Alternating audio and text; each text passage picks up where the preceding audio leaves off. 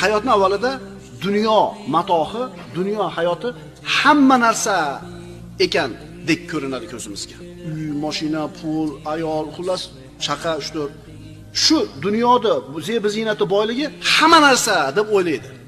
Hayotini bir qismiga kelganida 40 ga 50 ga kirib, shu dunyoda chaqa-chuqasidan, latalutasidan ozgina qo'lga kiritgandan keyin qarasa, dunyo hamma narsa emas ekan. Ozgina narsa ekan.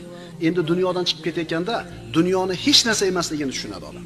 Buni 80 ga 90 ga kirgandan keyin tushunadi. Mashina olsam deysiz, mashina olasiz, zo'r, 1 yildan keyin ko'nikib qolasiz. Uyingiz yo'q, uy olasiz, uyli bo'lgandan keyin, uyli, joyli, pulli bo'lgandan keyin qarasiz ham to'lmayapti mana. Qalb to'lmayapti. Demak, dunyo hamma yo'q emas ekan. U faqat bir narsa ekan. Endi dunyodan chiqib ketayotganda, bu dunyo hech narsa emasligini tushunadi.